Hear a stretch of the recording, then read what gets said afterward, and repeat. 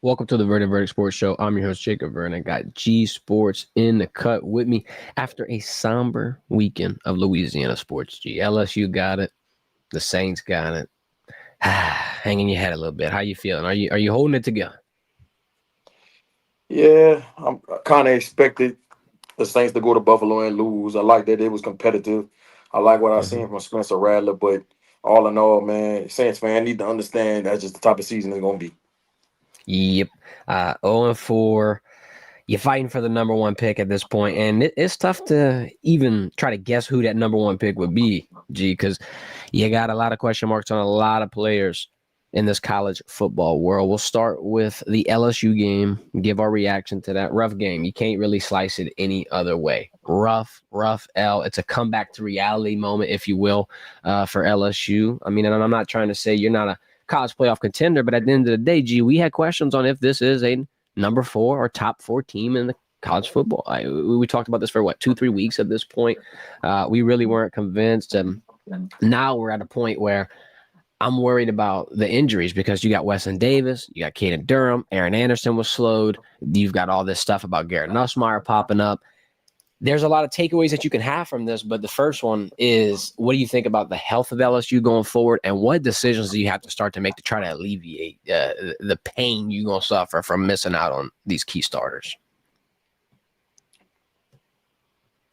This football, bro, this is a violent game. You gotta expect your team to have injuries throughout the season.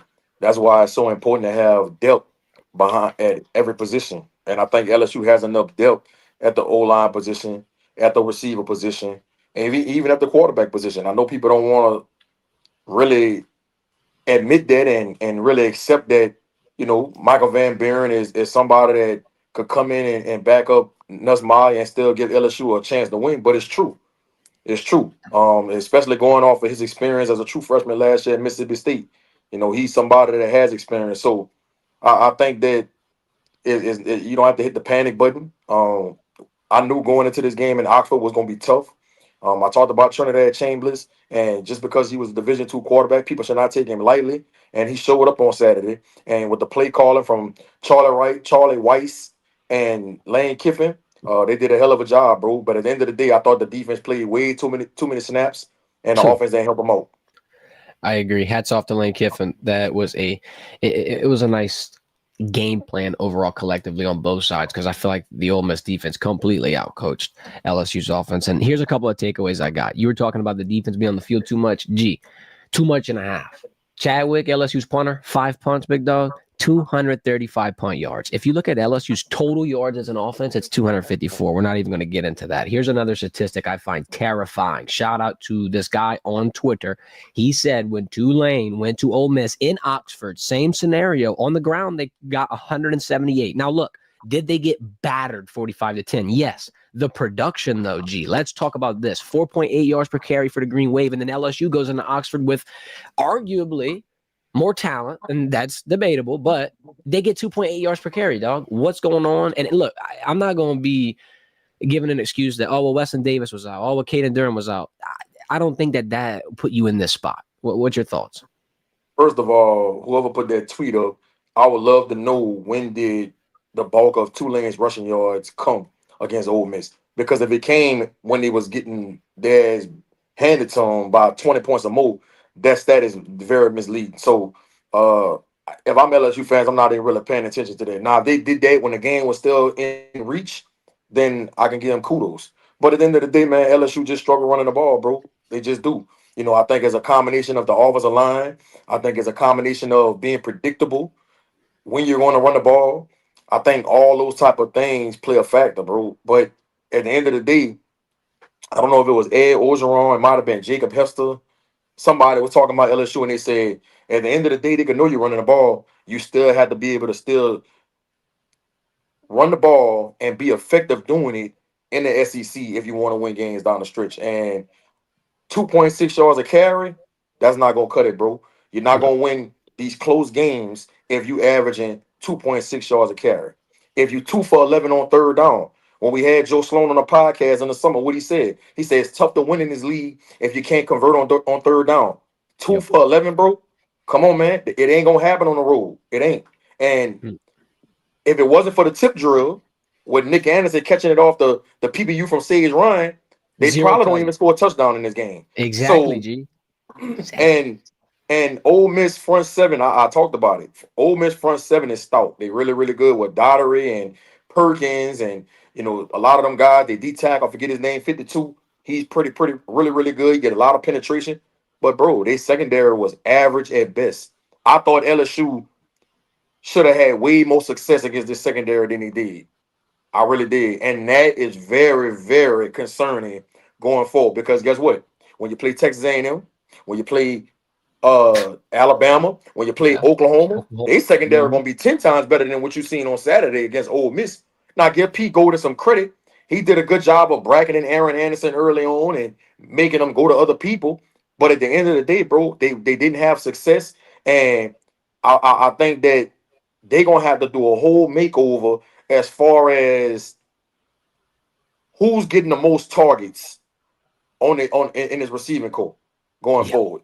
Because Yep. obviously something ain't working. I thought Tre'Davious Green, he got some targets early on, but he kind of was non-existent the rest of the game. I don't know if it was because his knee or they just forgot about it. I don't know. But I thought he was gonna be more involved on Saturday.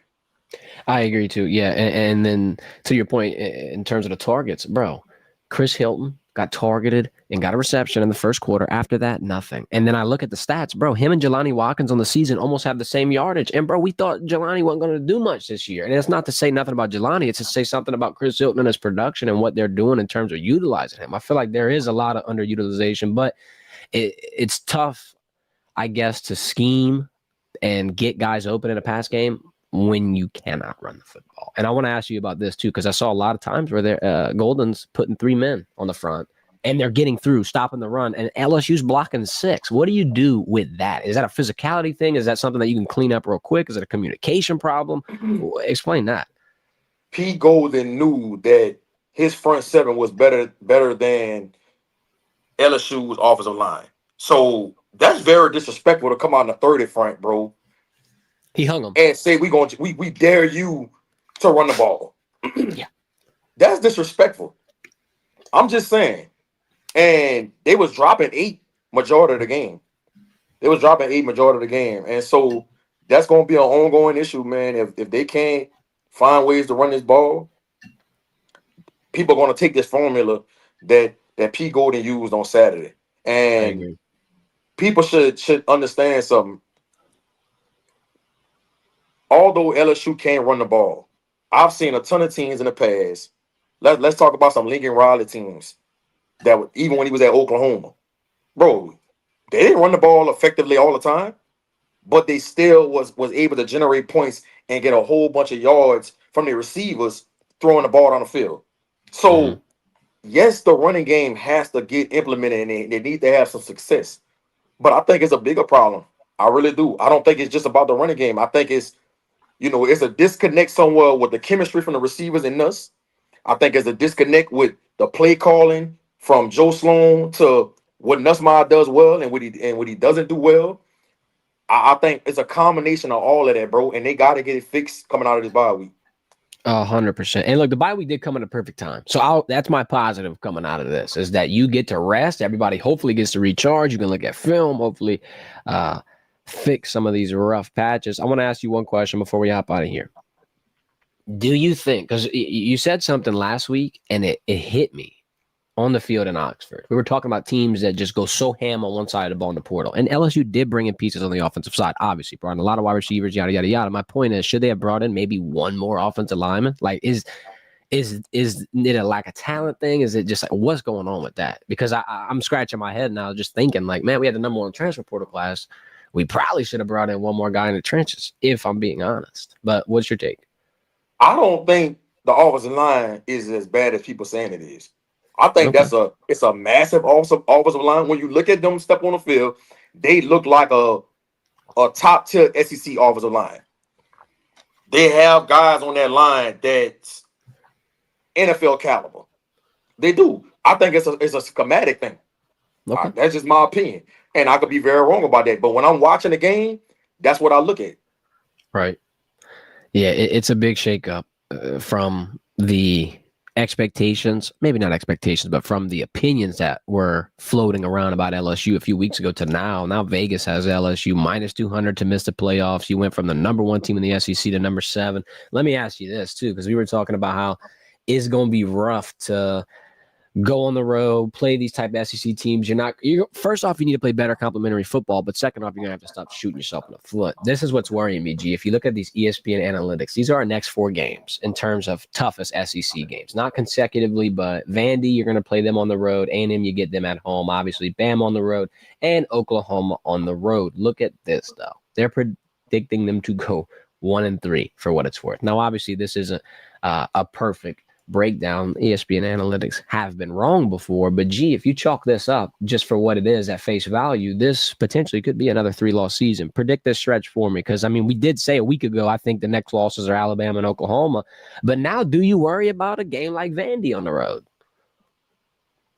Vandy playing really good, bro. Yeah, That's gonna be a tough place to go play in Nashville. They feeling good about themselves. That's gonna be Vanderbilt's Super Bowl when LSU come to town. You already know that. And them playing at a high level. And them is better than I thought they were gonna be. I'm not gonna lie. They beat Notre Dame. They beat Auburn this week. I'm very impressed with Marcel Reed. He is the one that has taken the next step in like far as progression wise at the quarterback position more than Lenora Sellers, more than Garrett Nussmeier, more than Cade Klubnik. Because those are the guys we were talking about. DJ Lagway. I was Those about are to the say guys we there's were a talking. handful. Yeah, those were the guys we were talking about was going to take that next step this year and have a chance to be first round picks. But Marcel Reed and John Matip, before he got hurt, they are the ones that's looking like the top quarterbacks in the SEC. So, and I'm going to be very, very tough to beat, especially with the confidence they have right now. Elko is a defensive guy, so he's gonna dial it up to make sure they keep LSU's offense in check. So that's gonna be a tough one, bro. It really is. And I'm gonna tell you what it was. Brian Kelly probably beating his head on the table about. Bro, Ole Miss had 14 penalties for 109 yards. LSU had 7 penalties for 68 yards. And you lose the game. Not only that, Ole Miss turned the ball over twice. You run the turnover margin, and you still lost this game. And that's what, as a head coach, has to make you toss and turn at night. That's what Mm-hmm. has to give you insomnia. I know BK is frustrated about when you look at them stats. You win a turnover margin. You win a penalty battle. We should win the game. We should win the game. But obviously, you know, Ole Miss was able to overcome it. And all these fans that came for me on my page about Trinidad Chambers, bro, they was trolling me. They was trolling me. Ever since I put the post up, and I said Trinidad Chambers was gonna present more of a problem to LSU than DJ Lagway and Cade Klubnik. And everybody kept saying, he's a Division II quarterback. He's not that good. It's a good field story. I don't know why you hyping this guy up. He played against Arkansas and Tulane. Well, he went against the top 5 defense in the country, allegedly, and he put on the show. 300 plus yards passing, a tutty, and he had 70-some yards rushing. And he kept that defense off balance all night, bro. Shout out to Trinidad Chambers, bro. Division II, Ferris State. Like, guys, there's good players in Division II. Yeah, people hear Division II Watch the and they're like, tape. What I kept saying, I said, watch the tape, bro. I went and right. watched this dude. I was watching the Arkansas game anyway, but I watched this dude, bro. He could play. I knew he was gonna give LSU defense fits. Now again, that I think he was gonna throw for 300 yards. I didn't think he was gonna do that. Did I think he was gonna rush for 74 yards? I didn't think that. I just thought he was gonna play well enough to give Ole Miss an opportunity to win. Well, he overachieved and won the damn game. And Lane Kiffin dropped his nuts on 4th down when LSU had a chance to stop him and get the ball back. Mesh route, tight end right, going over the middle. First down, he slides. Ball game. LSU fans beat the traffic. Yep. And then go back before that with the Logan Diggs touchdown. That was just a little Hey, what I lion. told you? Didn't I say they was gonna try to show Logan Diggs some love in that red zone? And they sure did. Bro, they had him out there a lot during that game, too. They had him out there a lot. I started seeing him. I'm like, Hey, man. and Logan did a great job in pass pro.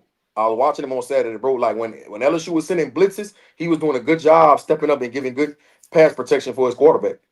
Man, and Lane Kiffin is, I'm gonna be real. Like, I know it's tough to say, but he's one of the most entertaining coaches, dog. Like the shit he was talking on socials after. Come on, man. Like, come on, bro. This morning he had a picture of Brian Kelly and Trinidad Chambers when Trinidad was at a Notre Dame camp. Like, bro, salt in the What? wound. Yes, salt in the Because wound, he's bro. from Michigan. He's from Michigan, so he's from around that area. Yeah. Yeah, it was like, Hey, dude, Trinidad was like 10 years old. Like, he was young. dog, did you hear what he said at halftime when they interviewed him?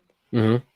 Lane Kiffin said, bro, that's why you gotta like it, because what you see is what you get.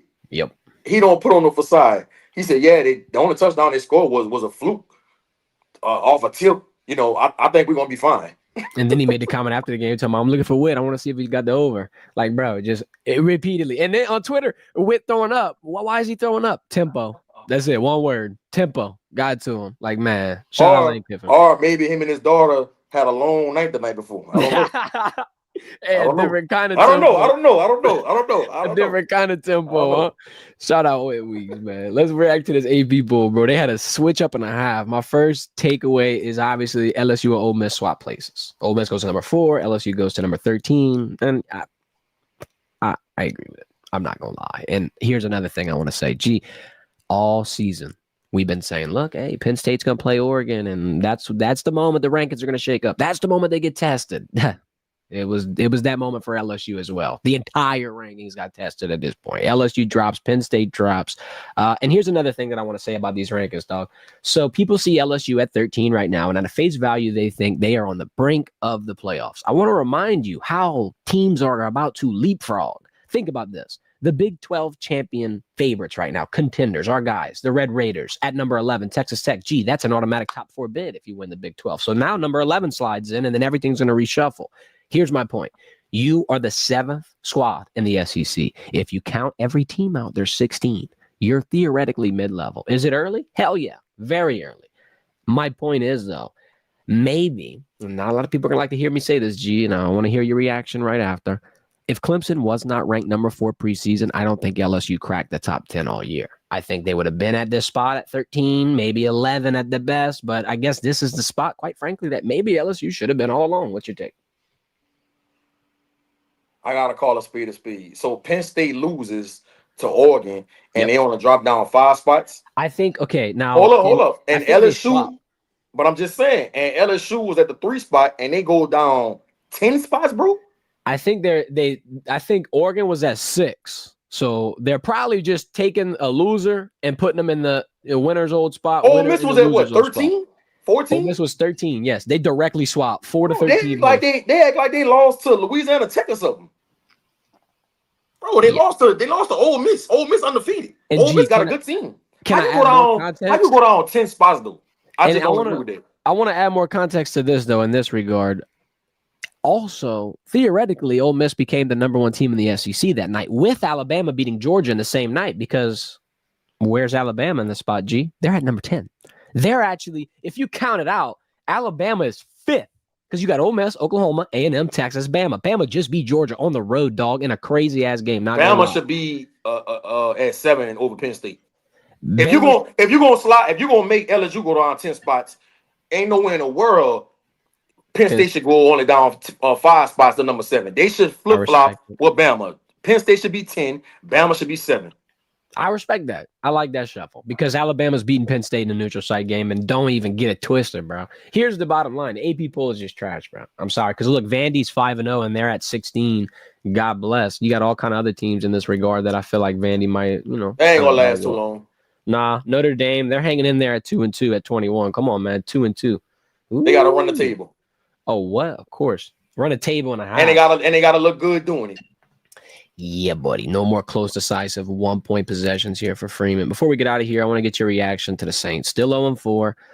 Gave you a little better show than the Seahawks game, though. If you look at the rushing totals, 70 on the ground with Kamara, 65 with Kendre Miller, and then Rattler added 49. Kept it competitive for a little bit, brief bit.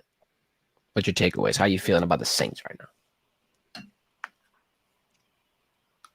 The Saints had our Sunday fun days in the palm of their hands, bro. And now on Sundays, I can't even enjoy myself. I can't even watch this game and be excited about the upcoming week because it's hard to watch. But you know who I blame for all of this? Sean Payton. Sean Payton, why you left us, bro? Why? Why you did that to us? We had a good thing going. Nobody wanted to hire you. You went interview for all these jobs, but Tom Benson the one gave you your first shot, bro. You brought us to an NFC Championship your first year. You had a hell of a jab class with Reggie Bush and them, Marcus Colston, Jari Evans. You brought us to several playoff appearances. You want to give us our first Super Bowl in the history of the organization. And I don't know what a disconnect came in with you and Mickey Loomis or Miss Gail Benson. I don't know. I don't know what happened behind the scenes. I don't know. But for you to take a year off and then go to Denver and have success like that, and then you take some of our Saints players with you and some of our staff, I'm hurt. Everything we did for you, bro, we put you on, and you're gonna just leave us to in a dumpster fire. That's what we is. It's a shit show on Sunday. I'm literally watching a shit show every Sunday. Listen, I'm sorry. I gotta be real. We bad, and we gonna be bad for a minute. I like the moment. I like that. I like the speech. G. Sean Payton. It's all Sean Payton fault, bro. I got something to cheer you up before we close out. I'm gonna try to somehow, some way raise your spirits in the best way that I possibly could. G. Take a look at this. Come on. At least you got something to look forward to. Fred VanVleet tore his ACL, bro. I know. It hurt my heart. Come on, man. That Shams bomb. Look, this is the moment where now when it rains, it pours. I miss Jalen Green. I miss Jalen Green right now. I miss him. I ain't even about to lie to you. Oh, Lord, G, BK, no. 22 Jones in the chat said, get on the sticks. He got to get some frustration off his chest. He said he want you to be Ole Miss. He going to be LSU, and he going to get it right. The only way I'm getting Ole Miss is EA answer my tweet and put Trinidad Chambers on the game, bro. What they waiting on? Right. Waiting on? How is he not in the game? Again, he better be rated like an 85. Come on, man. I'm playing with. He's the best quarterback on Ole Miss's roster, period. I said it. Hey, you saw the odds came out? They said I think he's at like 1,800 plus 1,800 to win the Heisman. And John Mateer slid to 5,000. Because of the thumb. It hurts my soul. I put $5 on John Mateer. Only $5. Pays $250. Hey, bro. What a story. What a story. I don't know. Look, this is all I got to say. If you had to make me predict the Heisman week 1, I'd probably be so far off because I would have took maybe Cade Club. You and everybody else. Ryan Williams. I'd have took something ridiculous. I'd have had to take a wide receiver. But, man, my heart is shattered right now. Somebody in the chat said he'll be an ultimate team soon. 100%. If he's not, hit the panic button on EA because y'all know ball. Trinidad Chambers. Y'all don't really be playing that ultimate team. Yeah, I know. I'll be on Play Now. I need him on Play Now, man. I need him on Play Now. Get him on both. Get him on Play Now. I'm going to run a 2-quarterback system with him and Austin Simmons. Are you going to piss everybody off? You going to piss everybody off. If I saw that on the game, I'm going to be sitting here scratching my... I'm going to be like, never mind. We're not even going to bring back bad memories. Appreciate everybody for tapping in today. We're about to hop out of here. Hit that thumbs up. Go follow us on social media. Every link in the description. And we'll be back Wednesday. Hopefully with some better news. It was a tough weekend, G. But hey, live and you learn. Got to be honest. Got to tell the people the truth, right? That was your motto. Whoop-de-doo.